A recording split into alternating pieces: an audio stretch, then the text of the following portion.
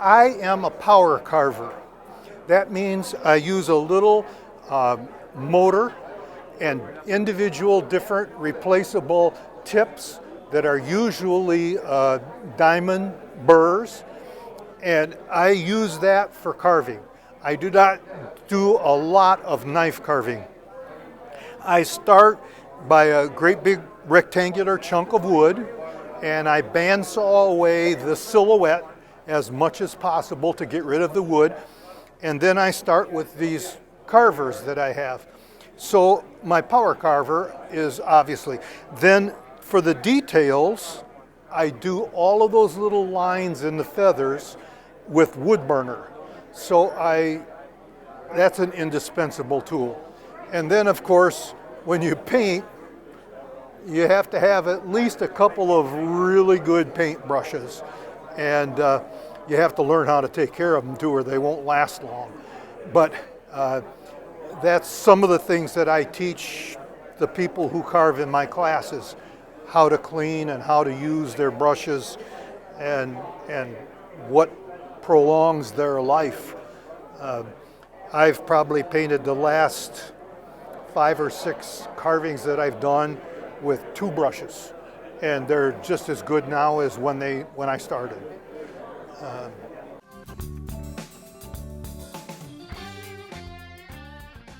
I have two different kinds of power carving tools. I have more than 2, but the main ones are Fordham's. It's a micro grinder, which I can put the feathers in.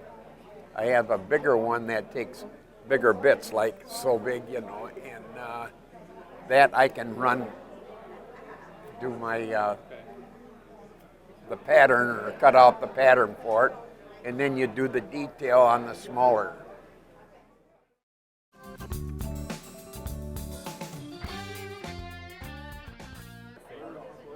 Oh boy, favorite tools. Okay, I love power tools because I'm a power carver. I have a collection of tools that's some men would be envious of, but that's because I've been collecting them for 20 years. Indispensable, I would say probably my mini jigsaw. It's from Micromark. It's about this long, about this high. The trigger goes under the pinky, and it's a tiny little saw with a 1.5-inch blade on it. And as long as the blade is running, you can turn it in any direction at all and keep cutting. It's how we make this, to cut out all the pieces and cut the lid off. Any gourd that's cut open, we use it just to cut the lid off. But when you're cutting something like this, to make a piercing, you have to cut out all these little, what I call puzzle pieces out of it. And that's when we drill a hole, to a start hole, we just put the jigsaw in and just cut all the little pieces out. So my mini jigsaw is probably my must-have tool that I can't live without. I mean, I have 3 rotary tools, my ram, I have a Fordham, and I have a Dremel, and I use them all for different things, but I can't live without my saw, because I gotta be able to cut the gourd open first. But yeah, I like to carve. I dye all my burrs. I have all different kinds of burrs for different applications for carving. Yeah, tools are my life. That's where I go, give me the tools.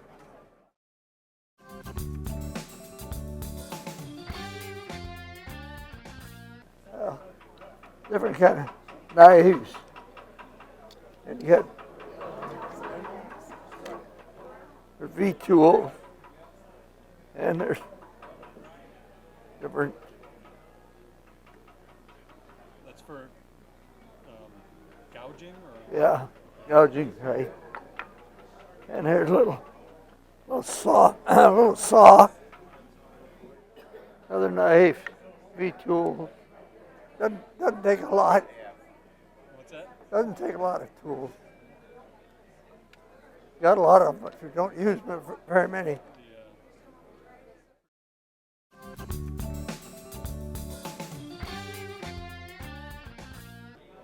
Here are some of the tools that I use. I'm a power carver, so I don't use any knives, the traditional knives and chisels. I use Dremel tools and some high-speed carvers that we use. And we use all sorts of different type of bits to create different effects on wood.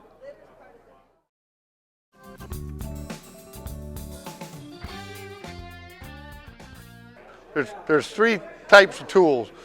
We got your Fordhams and Dremels that your hard, real heavy because they're a heavier bit, hard to work. You can take some rough wood with that. Then you kind of get a lighter, you start getting into your lighter cuttings. And then when you get into your fine tuning, then we use like a ram, it's a power head, and you use the diamonds and things like that to fine tune. And then you get into a little bit of wood carving, so you got to have a wood burner so you can burn your fins and certain. So you basically you need three things: a harbor one, lighter, and that. But Are those the only tools that you've used when you? yes, this is my assortment right here. I stay right with the Drummels, the Rummel, and most every of this. And then you got the different sanding bits that drums and stuff that you can add to it to make it go.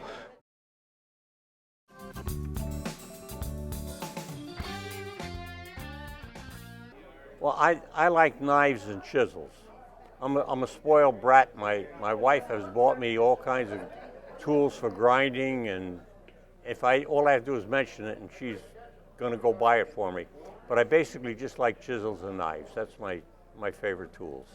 No, I'm 85 years old, so I'm not really looking to add a lot of tools because I'm going to add them to my estate. But it is kind of fun to experiment with new stuff. I did some wood carving classes up in Midland and got the opportunity with the instructor who had special tools, chisels and whatever, and you could borrow them, and so you got a feel of them. It was kind of interesting.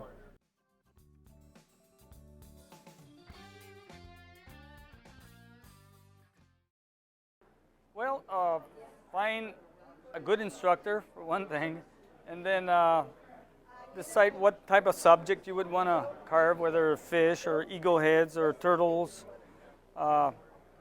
And like I said, I teach in my studio in Hudsonville. If you need any more information, you can contact Mike Bacon at the studio or myself, Orlando Villarreal. And we'll go from there,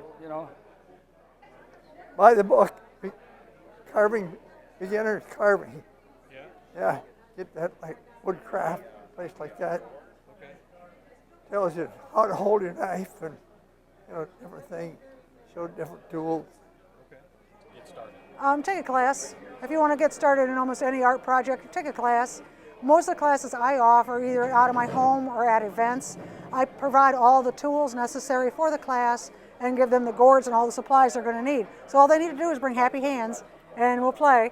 If you're going to wood burn, we ask that you bring a wood burner, and if it's your first time, I'll loan you my tools so that you can try it. We're going to talk to you about different types of wood burners, why one is better than the other, why it's more important to spend the money on your pens than it is on the base unit, why a Boy Scout burner is okay if that's what you've got to start with, but why a upgraded model with a temperature control, adjustable temperature on it, works so much better than the one that you can buy at Michael's or Hobby Lobby for 25 bucks. Because you can control the heat and the wood comes out exactly as the color you want it every time. So you can control the heat by you burn better, and it works faster too because it doesn't have as much recovery time. Carving class, chip carving is real easy. Takes a couple of knives. It's really inexpensive to get into, and you can do wooden boxes. You can do plaques. You can do slabs of wood, and it's just basically coming in and carving out little diamonds or triangles and making a pattern out of it. It's a surface that's cut into to make a pattern out of. And that's basically one of our first lessons or classes we'll teach because it's less expensive. Now for kids, if we qualify them, if you can cut your meat at the dinner table, we'll come and take a class with us. Because if you can handle a knife at the dinner table, you can learn how to carve. But for the kids who can't yet, we have wooden knives or plastic knives, and we give them soap. And we teach them how to carve with a bar of soap. And there are several different animals they can make out of a bar of soap. And so that's how they start carving, is with just a simple bar of white soap. My advice, taking lessons. There's a number of people that give lessons. I used to, I don't anymore, but Just seek out somebody and sure. find somebody. Go to the head of the club, they give you 4 or 5 people. I would say if you want to get started in carving, come to the Wyoming Senior Center, and we have many carvers there that can get you started. Some can get you the knives and the chisels that you might need, a lot of information. Carvers are eager to share their experience, and if they can teach you something, they're more than willing to do that. Okay, the first thing I tell them is this. I have a group of carvers that meet at my house one day a week on Thursday afternoons from 1 o'clock until 4 o'clock, and the meetings are free, and I go from one person to the next trying to help them. And you can't imagine how much others helping you will improve your techniques versus trying to do it all on your own. So the first thing I'd say is find a group that's close to you, that you enjoy going to, and meet with that group. And each person, the carving community is very, very open about helping you and giving you tips and techniques and telling you how they do something. You may not end up doing it the same way they do, but at least when they explain it, you will learn one method of doing it. Then you choose the methods that's the best for you. But that's the way to start. I also offer individual lessons on a one-to-one basis at various times during the week for people who want specific, long, detailed instructions on whatever they're doing. So, the teacher that taught me the first 3 birds that I carved in a class with him. I would have never achieved any of this without his help. I would have never even come close to being anywhere near this good without his help. So it is very important to get a good reference from somebody who is better than you. Does carving take a lot of patience? Well, some people say that I got a lot of patience. I say these are all my patience. Yes, you have to, if you're a person who doesn't want to spend a lot of time or don't want to be really committed to detail, then perhaps this isn't for you. But you can carve a lot of different things too. Now this goose particular here, this is what I call a smoothie. There's no detail in this bird at all. I just rough carved it. I didn't undercut the wings. I didn't do, this is what the old hunting market hunters used to use for actual decoys. They'd put a keel on the bottom of them, of course, and this is called a smoothie. I can carve and paint this bird in 40 hours. So if you don't like detail, then do something like this. If you like detail, you can go to something like this, where I've got the feet, the body, even the little bands on the legs, and all of the iridescences in the colors, and the difference in the poses. It's of a different degree of accuracy, but it takes a lot more patience. I would recommend to start out on something small and work on something small, like a spoon. There's a spoon there, work on a spoon, or keep it simple so that you don't get yourself frustrated and disgusted. It's better to finish and be happy with something small than to be frustrated with something big and not finished. You don't want to get turned off. I started out, I have a whole shelves of a whole bunch of stuff that are just really small things that, but they worked. It worked, and it was fun. I think it would be foolish for somebody to take on something that is going to depress them, and they just won't finish it for whatever reason. Well, about what I will start to advise beginners, I would say that you have to start to carve with a soft wood like basswood. Although there is a better wood that I prefer that is tupelo. It's even softer, but for that you have to use power carving. It really depends what you like, about what is the best. It depends what you like. There are some people that like to do the traditional classical carvings, so they don't like to do power carving. Like in Europe, they are very good carvers. But lately, a lot of people were going more power carving because there are more units, there are more tools available.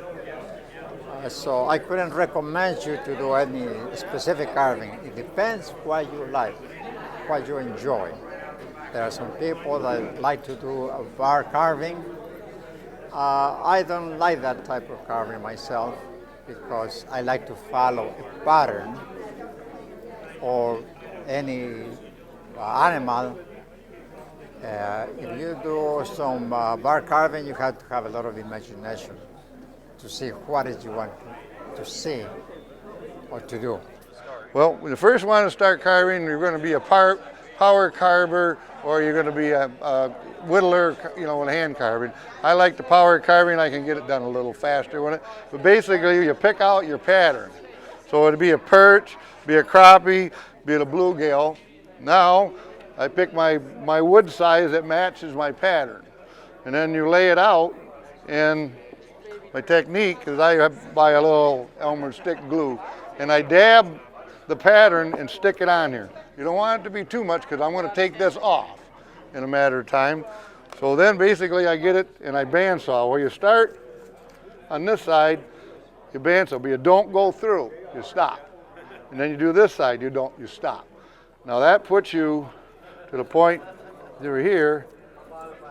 Now I lay it down and I bandsaw this side.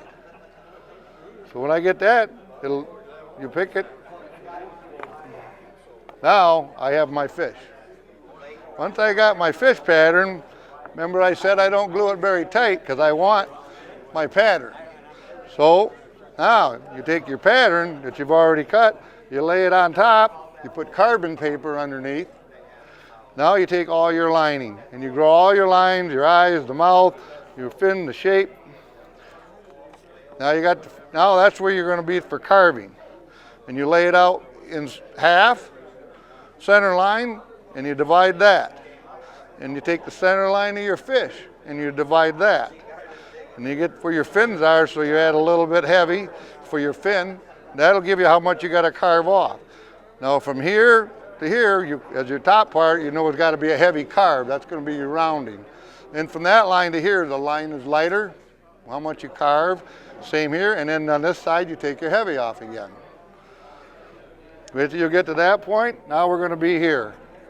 So now we've got the fish there, the line, started carving around where your gills and things are going to be.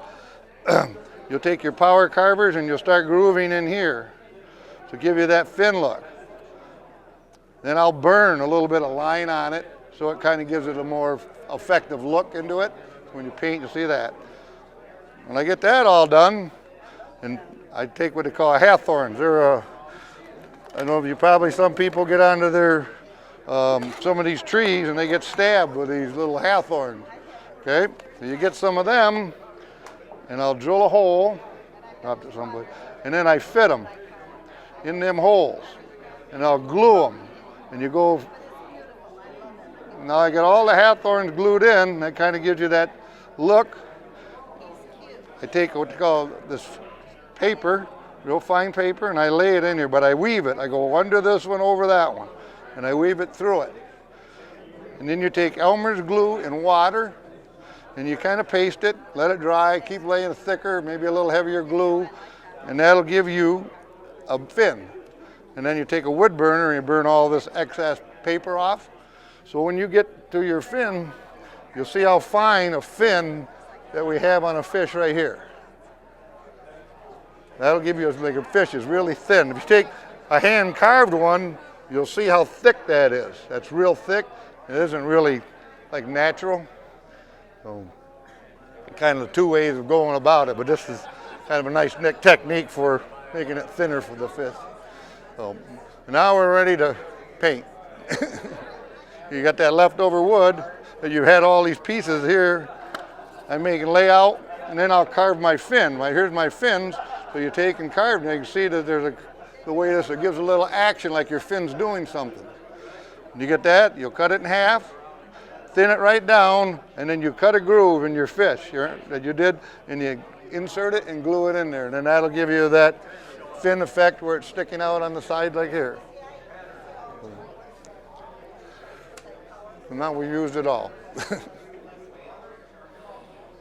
come down Wednesday afternoon or morning, and they can get interested in it real fast. There's several kinds of carving you can do.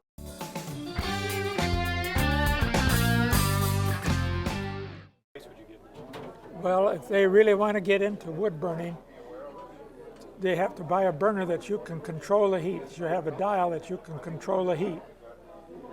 Okay? I happen to have an Optima, but Coalwood is another standard, which is very good. The mid-priced one, they have 3 different price range, but I would recommend the mid-priced one. And then these tips, if you buy 3 basic tips that you need, the burner will cost you maybe from $90 to $120, depending on which kind you buy. A tip like this will run you around $20 or maybe a little more. And you need 3 basic tips, what I call a skew, a shader, and a writing tip. Those are the 3 basic tools and I do probably between 80 and 90% of my work with a skew. Can you point out which one? A skew, this is a skew, and this is the writing tip, and this is the shader. It has a 45-degree angle on the end so that you have a wider area that you can shade with.